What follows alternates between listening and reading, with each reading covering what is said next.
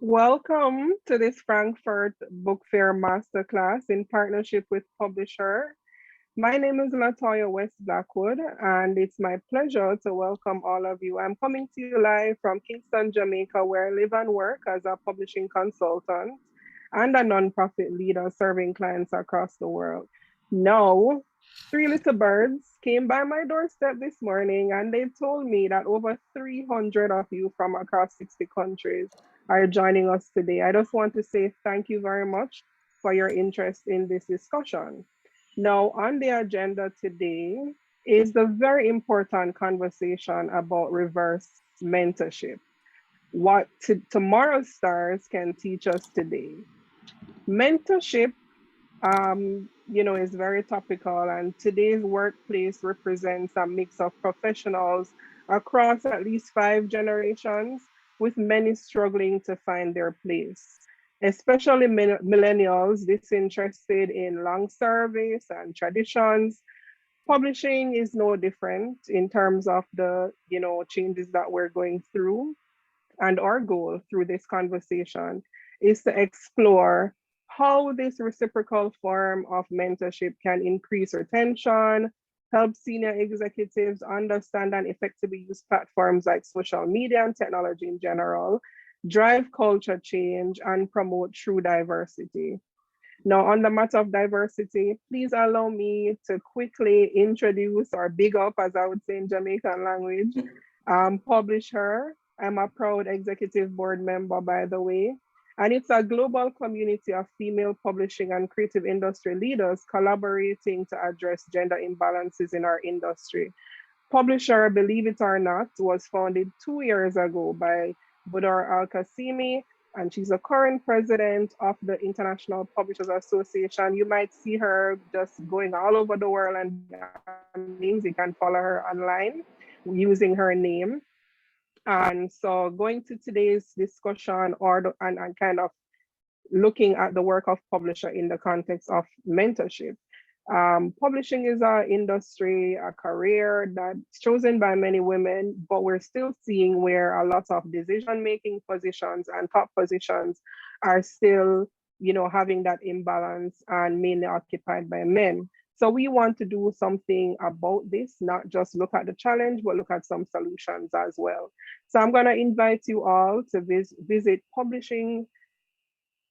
womeninpublishing.org to learn more about our work and to check out our diversity toolkit, which is available in 4 languages. Now, today I'm joined by 3 truly impressive women who are coming to us. Well, they're not maybe in those physical places for like Alicia, but we have these women from the UK, China, and Canada. So we're not just talking about diversity, we're actually representing it. And so I'm going to start out with Aimée Felone, is the managing director of Nightsoft, a multi-award-winning inclusive publishing house based in London. And they focus on highlighting underrepresented voices in children's publishing and providing a viable platform for those authors and publishers to share their work. Hi, Amy. Hi, Latoya. How are Thanks you? for having me. I'm good. I'm really good. Great. All right. So I actually want to move on now to Alicia Liu. I'm not sure if I'm butchering your surnames, but please correct me when you are, speaking. And Alicia is the founder of Singing Grass, a consultancy that helps businesses, especially publishing houses, understand and find partners in the Chinese market. Born in Beijing, she lives in London and divides her time between China and the UK. Welcome, Alicia. Thank you. Thanks, Latoya. All right. So now, last but definitely not least, we have Veronique Fontaine, who has led House Fun since it was established in 2010. She is a digital creation specialist who has come up with a range of innovative literary projects such as Fun apps and the Curious Critters Club. And she'll tell us all about those, and follow all these amazing women online. They're on different platforms. LinkedIn, you can connect, Twitter, Facebook, whatever they have publicly. So you can find out more about their work after this discussion.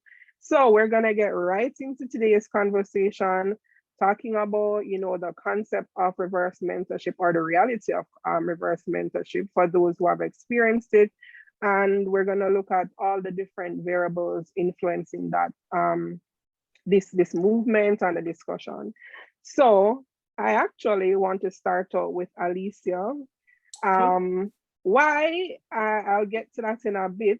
A major part of reverse mentorship is the discussion of kind of flipping the traditional viewpoint, with age and seniority being viewed as kind of sources wisdom and experience. And though China has an aging population issue, HSBC estimates that there are now over 400 millennials in China, compared to the USA's 80 million. I think that's pretty significant. Yeah, and more than 90% of them own a smartphone and are most comfortable, or actually very comfortable, with a cashless economy. And for us in the Caribbean here, for example, that's still kind of an emerging area in terms of a cashless economy. What would you say that China is the ideal place to explore reverse mentorship? And what does reverse mentorship look like from your standpoint? It's really interesting that you've already noticed that some of the things that I guess really make China's this population really stands out. I think there's two sides. There's one, like you said, there's even though there is this rapid aging population, is a real challenge for the country, but overall there's a much younger workforce. I believe the current year, the median age of China's population, working population, is actually only 38 years old. So it's relatively young. And at the moment, even the retirement age is for men is age 60, and for women is age 55, or if you're labor force, you could retire age only 50. So it's a relatively short kind of working age group. And also, when you look at the consumer side, for many businesses, obviously, post-pandemic, China has becoming quite a growth engine for that kind of consumer market recovery, where in China, actually, the millennials, so we're talking about people age, say, boom from 1980 to mid-90s. So, we're talking about people age, I guess, from 25 years old to 40, early 40, they are the prime working kind of age in China. And they're also the prime kind of consumers that actively consume culture and entertainment and content in China. So I think in the traditional Chinese culture, there's a real seniority. The younger people really need to respect people much older. They have much more wisdom. But really, I think this pandemic has really accelerated this change, that in China, everything become very, very digital driven.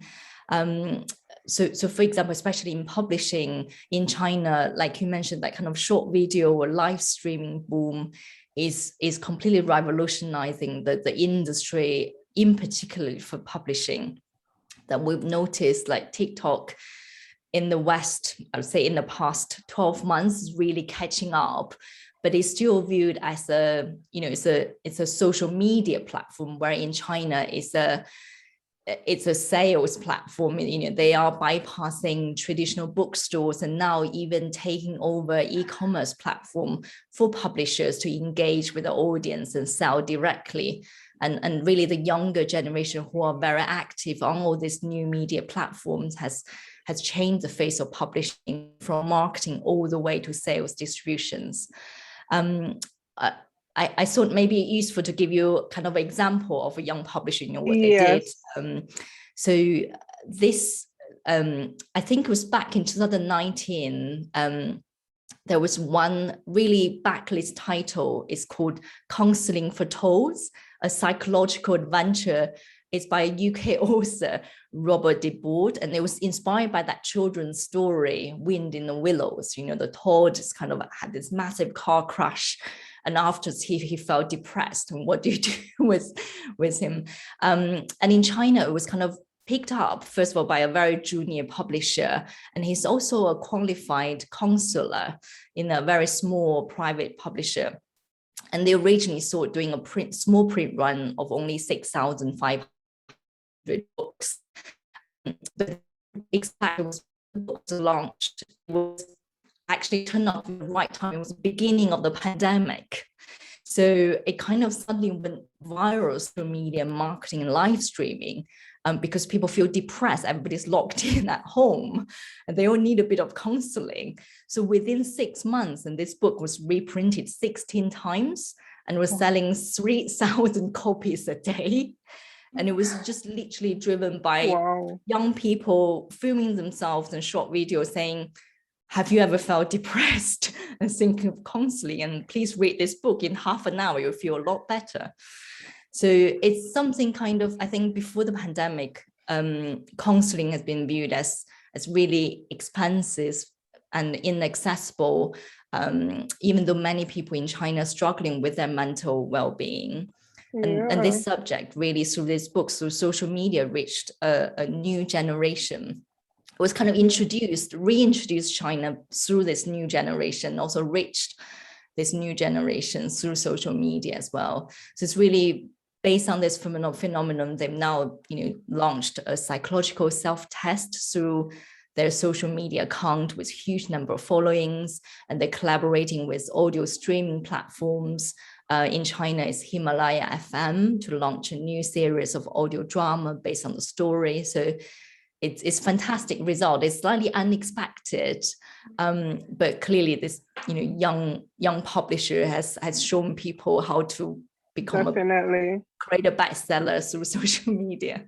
Definitely. Thanks for that, Alicia. I think that's a great start to our conversation, actually. And it brings me to hopping over to Veronique, who I know one of the things that you wanted to kind of bring out in this discussion is the whole potential for reverse mentorship to even allow us to look at the business model aspect of our industry, the sustainability component, doing more with less, but also you spoke about the promotion and the connection with audience component there.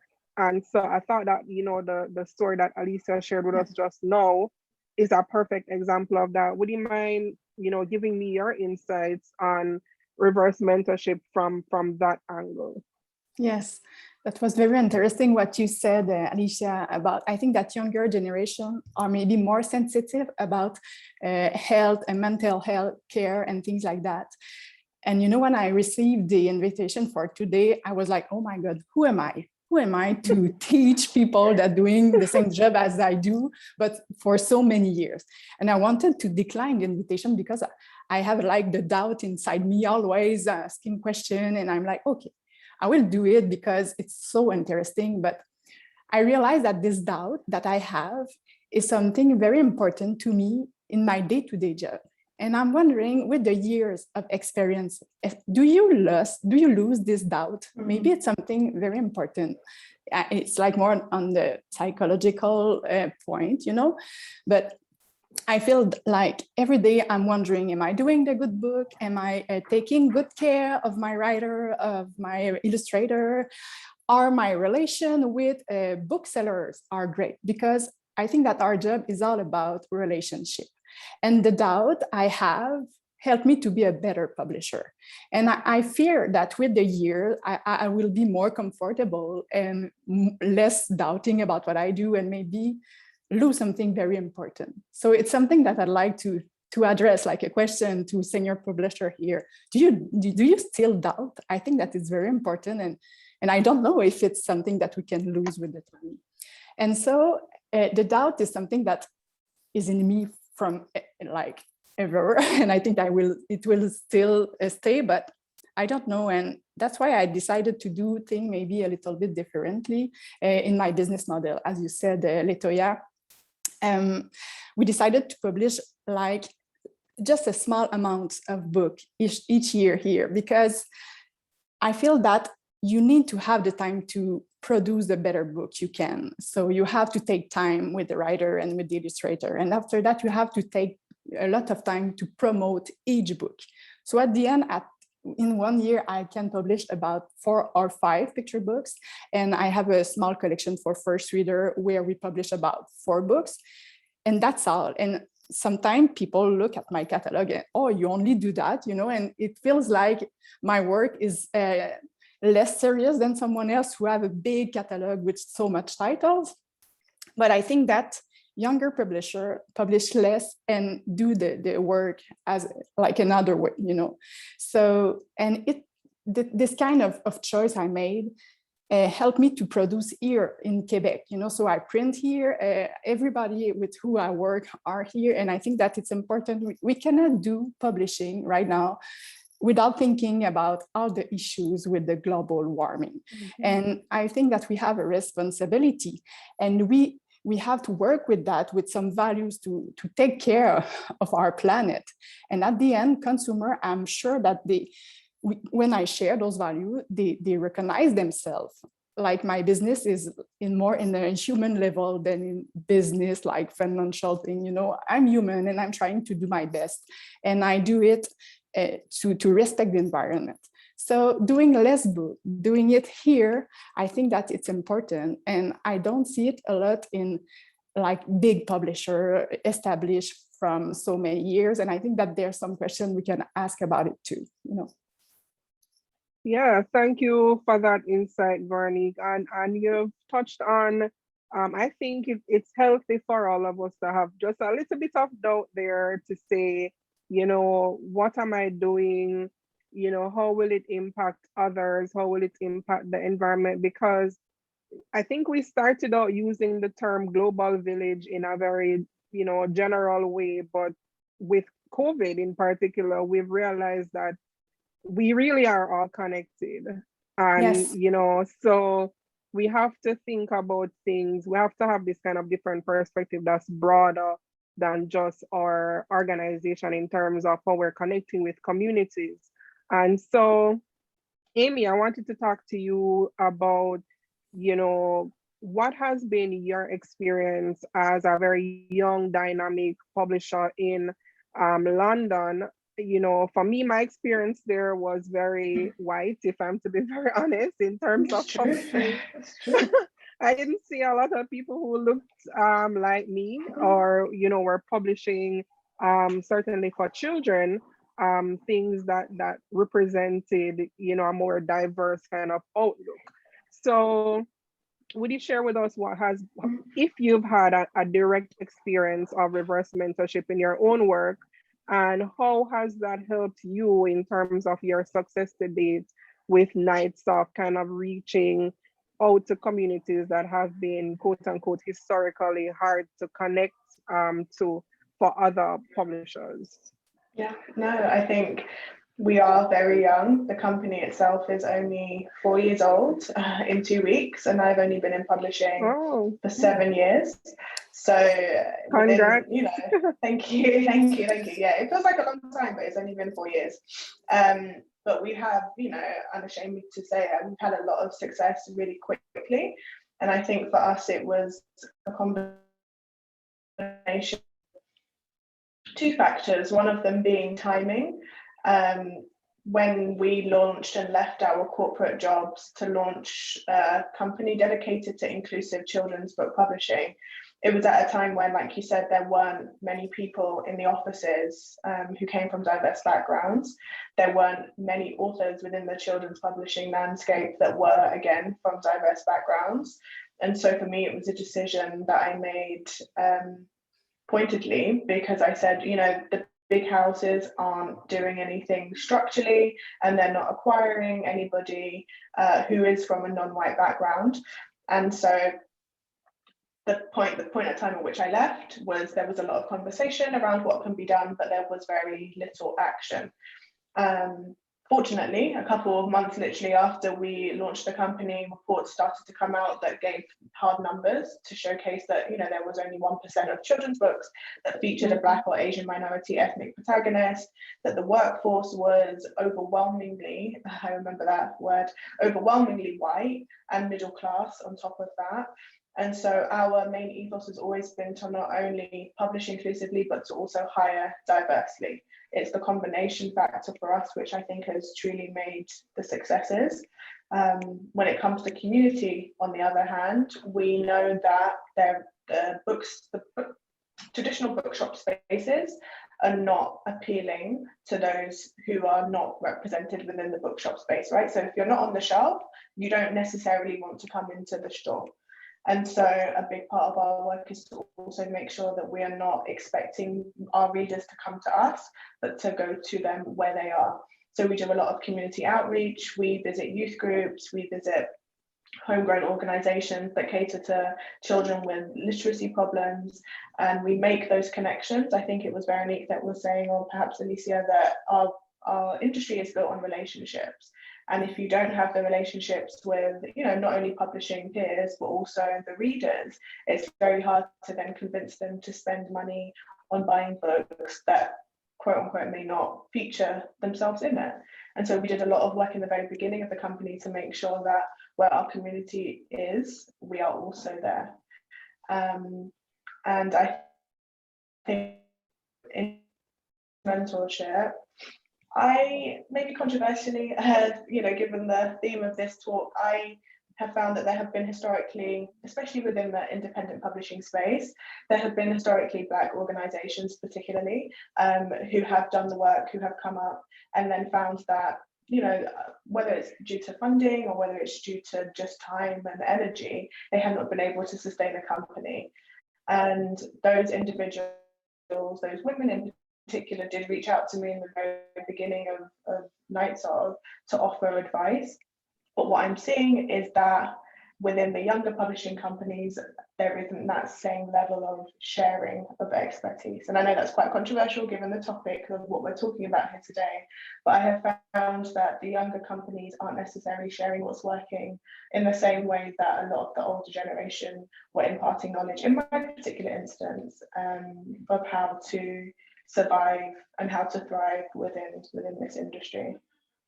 Yeah, well, there's nothing controversial about that because it's a conversation that we're having, and there are no predefined, kind of boundaries in terms of what we can express.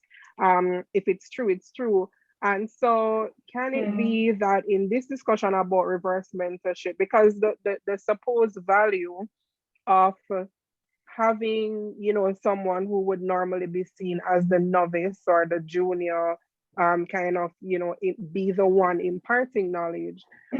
You're saying to us that in some cases, you're finding that there isn't a lot of knowledge sharing happening, maybe in that maybe peer-to-peer, which is not necessarily the reverse mentorship, but also you're finding that in the more senior publishers in your space, you're finding a kind of natural willingness to pass on their knowledge.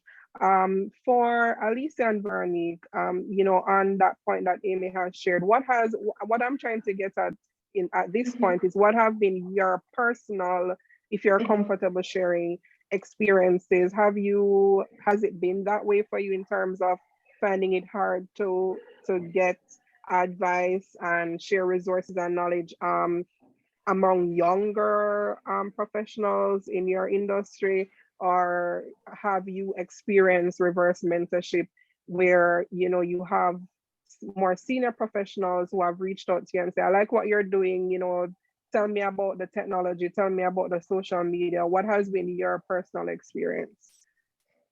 Really interesting question. Yeah, I think I suppose the whole discussion about diversity, inclusion, it's really widely discussed in the publishing community in the West, but I think in China it's a different kind of challenge. I think lots of people think, well, the Chinese population there's 1.4 billion of them. It's a huge number, and it's in a way relatively homogeneous. It's made up majority of Chinese, so it's a different kind of challenge, I think. But for China, there is their internal diversity, and I would add in the belonging is another really important fact for lots of people.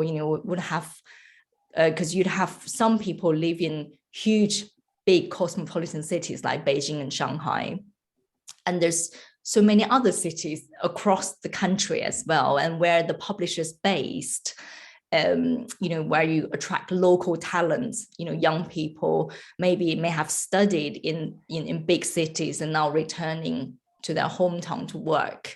Well, we're looking for somewhere with slightly lower living cost to set up a family and to start their career.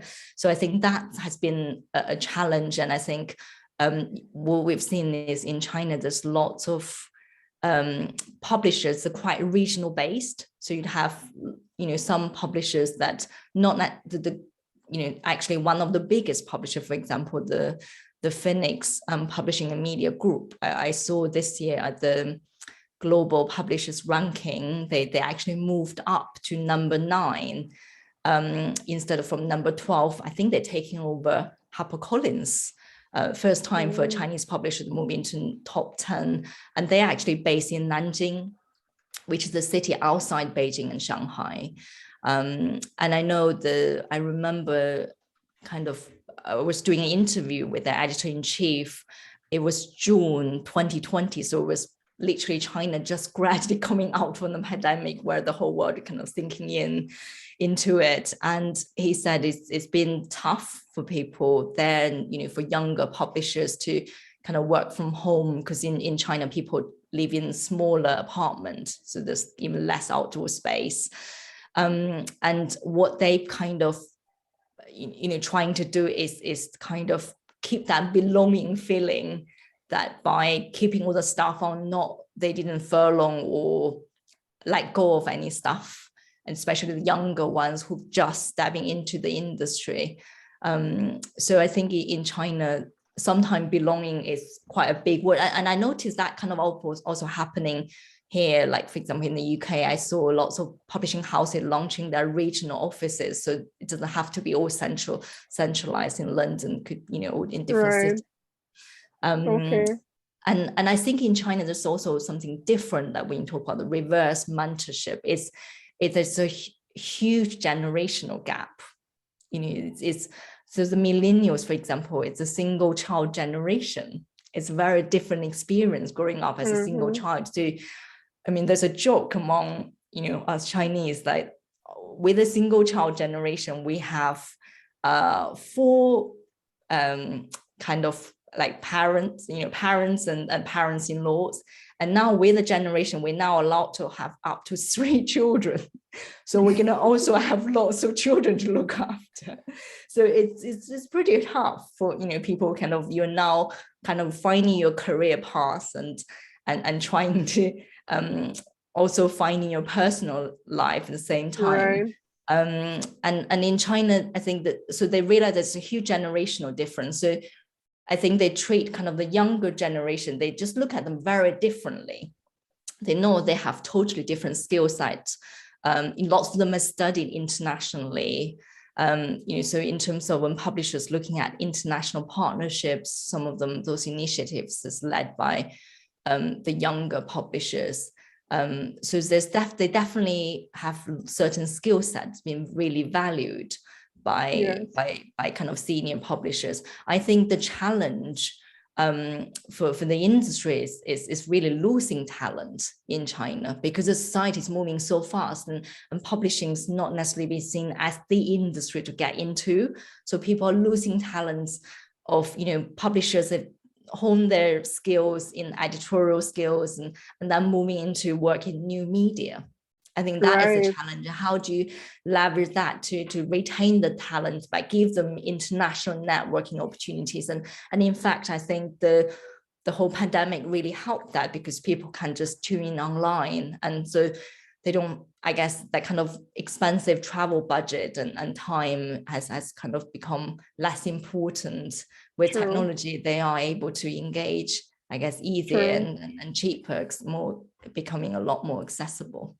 Well, that's true for a lot of us. I think while some of us do miss, some of us, speaking for a friend, miss, meeting up in person, that is a valid point in terms of, look at our discussion today. We're representing for you, Alicia, China, Aimée, you're in the UK, Veronique, you're in Canada, and I'm here in Jamaica, 4 countries on one panel, right? Yes. So, but what I'd like, looking at the time that we have left, I really wanted to, and I think Alicia touched on some of it, but I wanted to go to the whole discussion, linking back to our work at Publisher, in terms of the how reverse mentorship could help to address that imbalance that we're seeing in our industry now among women. We're not short of women as editors, as publicists, all those different roles. But when it comes to the very senior decision-making positions, the truth is it's not looking very diverse. And so how do you think that those women who have broken through, whether that glass ceiling or whatever you want to call it, and have accessed those spaces, how do you think reverse mentorship could help to create that diversity, whether it's age, whether it's race, for women at the top? It's a really good question. I feel lucky here in Quebec. I'm in the French part of Canada, because I feel like senior publishers are very open-minded, and they are curious about younger publishers, and they respect what we do. So I think that we have a lot of conversation. It's not clearly mentioned mentorship reverse, but they are curious and they ask questions. And for example, my publishing house, we released it in 2010, and in 2016, the board of the Association of Publishers here came to me because they wanted me on the board, and I was like, who am I to be on the board? Again, the doubt and everything, but they wanted to have my voice, and to hear my experience and the way I see the thing. So I think it's all about being curious about everybody around us. And so if we are, the reverse mentorship will occur, and I still learn a lot from senior publisher here, but they are open-minded and they listen to me too. And at the end, I think that we help each other and we see the result of that kind of conversation. So it's like something that's going on and that continue because it's working. So I really believe in that kind of conversation, and not looking at the age you have, or not looking at where you are from, but just listening. We have to listen to each other. And after that, I think that we will be a better human being. It's simple as that for me, but after that, it can be more complicated. But at the beginning, for me, it's simple. Just listen, just be open-minded, I don't know what you think about it, Aimée. Aimée, yeah. I think one of the biggest issues, especially with the UK, is that we have a very polite culture, in that we don't I say we don't want to, get on anyone's, we don't want to offend anyone. And so oftentimes that leads to a lot of silence. And I think whilst the younger sector of the industry is very vocal in some spaces, we are not comfortable enough to be vocal in all. And I think that married up with those at the higher levels of the industry are too afraid perhaps to call out their own mistakes that they may have historically made, or they're not able to put their hand up to say, yes, we have historically done this wrong, but we would love to learn from a younger generation. I think there needs to be that acceptance that yes, things have historically gone on like this for a long time, but we want to make an effort to change it, and in doing so we'll make space for younger voices to come in. And that sometimes happens but doesn't happen often enough.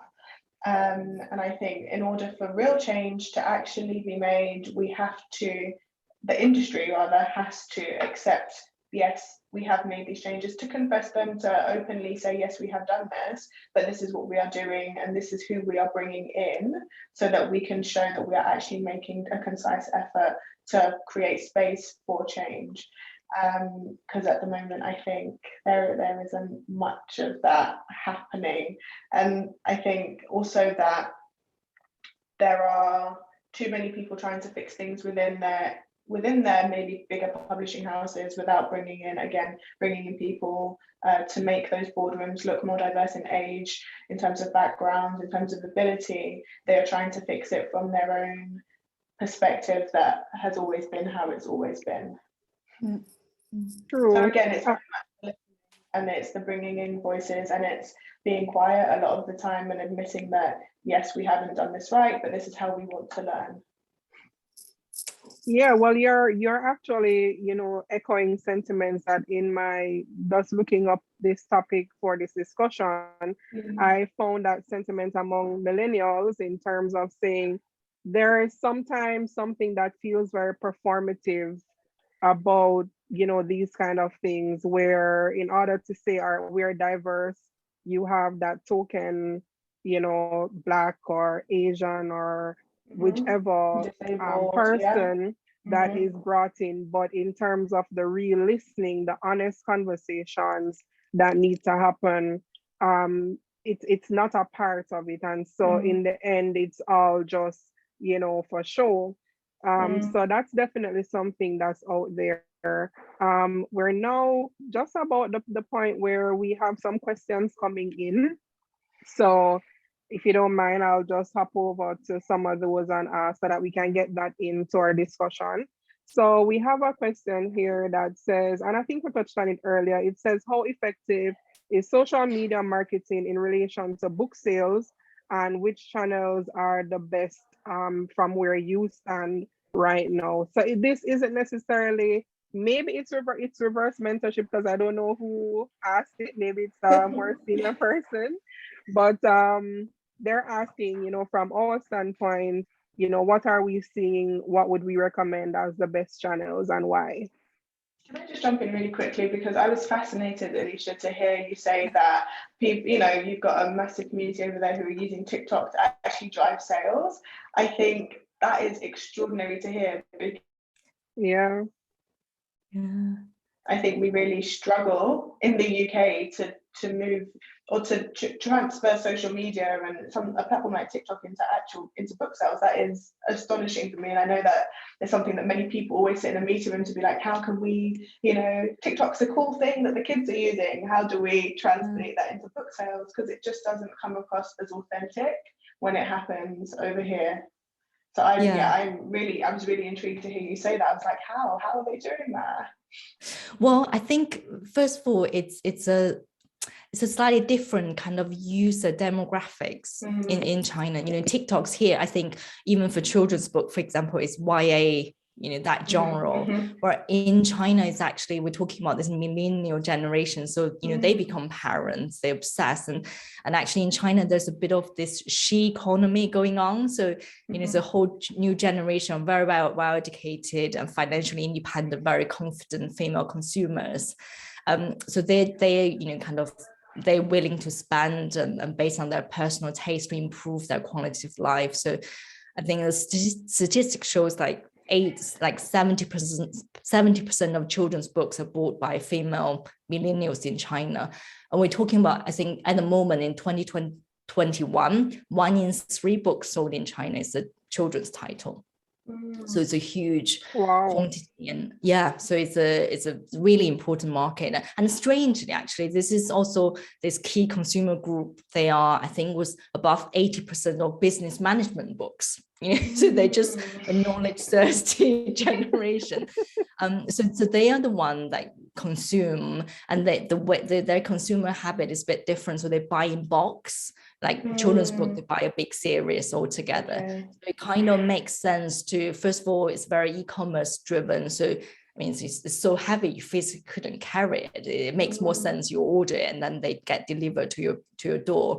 And this whole social media thing, I think, is also in China. So social media has such an important role. It's going back to that generational difference. So people that's quite rely on their own experience. They're very much relying on recommendations because they're not sure, their experience is relevant anymore because the society changing so fast. So in a way that social media is so important because that's where they get information and they want to get, make the most of it. So when you have those key opinion leaders recommending content, and suddenly, people go for it, and it's very kind of, especially for children's titles. And going back to that question, that which channels I think in China it's not even which channels, it's video versus print. So the real trends is, I think in the past 6 years we have 8-fold of increase of WeChat-driven kind of social media sales. I would say WeChat is a bit more like, I think, could be a combination of your mailing list. You have this long article of what's coming up, but it's very visual, it's very text heavy. So text plus the image. But what we've seen, the latest trend is very short video driven. I think I went to a China kind of new media for publishers conference this Monday. And it was the latest report was 80% of this online sales was actually diverted through short videos. So, people watch a short video and then they follow the person. When they do live streaming, they come and buy stuff. So it's just a very, very different consumer journey, but it's all kind of going back to because this whole generation is that, they live and breathe on social media. It's a slightly different generation. It's not just YA sharings from your bedroom. They are, quite powerful, financially independent. Yeah, that makes a difference. Yeah, people. So it's like, I don't know if you would replicate, but you never know, right? I remember I first started writing about this live streaming changing publishing in China in June 2020. It was just literally, we were stuck, here. I couldn't go back to China. We did all these interviews, and 8 months later, right, TikTok is here taking over, and in the UK, US, everywhere. So I guess we just all have to wait and see what's going to happen next. Yeah, well, time flies when you're having literally fun. This has been a really, good discussion. And so I'll give Veronique the next question, which I'm going to ask you to answer in less than 2 minutes. Okay.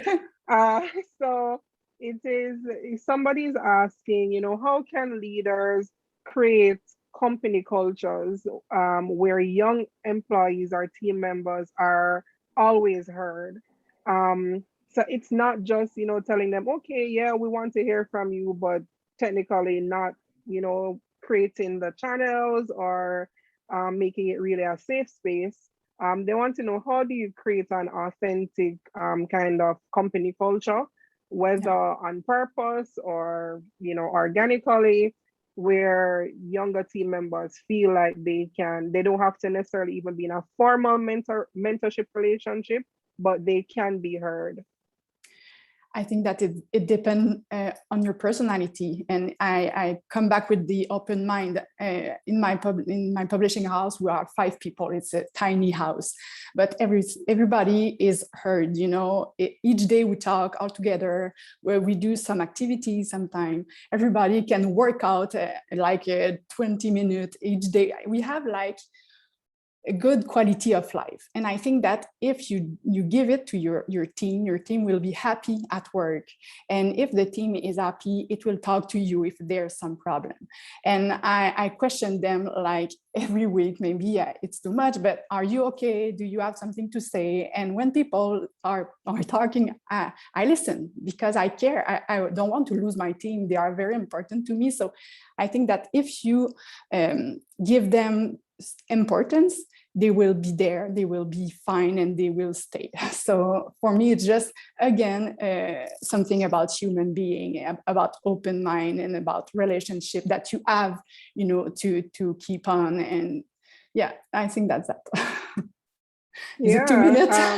Aimée, yeah, you did well. Aimée, would you like to jump in on that? No, I completely agree in that, you know, we have to create a workforce where not only we feel valued, but also our workforce feels valued. Like if we wouldn't want to work in somewhere that doesn't respect our mental, physical, emotional well-being, why would our employees want to also stay there?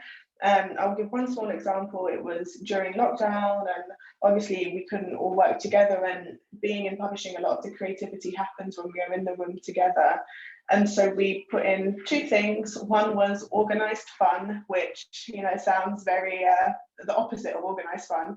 But we had, you know, a member of our team would be responsible to organize something on a Wednesday afternoon that gave us all the opportunity to hang out in a way that wasn't driven by anything to do with work, right? And so we would all be on Zoom, which, you know, we all hated, but it was a space where we could all do something new to learn about each other once a week.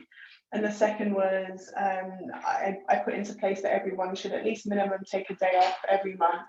And that is, you know, outside of their annual leave allowance, but it's to just make sure that you have that day, you can do whatever you want with it. If you choose to work, you choose to work, but to take a minimum of a day off, even during lockdown every month, to ensure that you're still having time for yourself.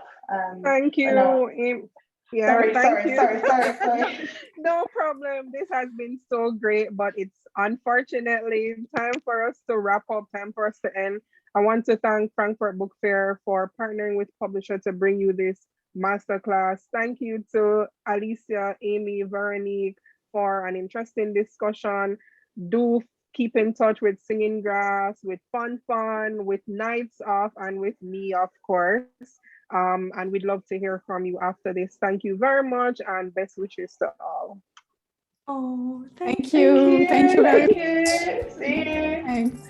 Thank you, Budor. Thank you, Budor. Thank you.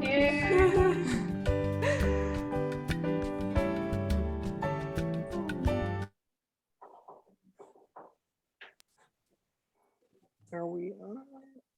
It's great. All right. I think we're supposed to, I don't know if we're supposed to kind of hang on or. Or are we just by ourselves?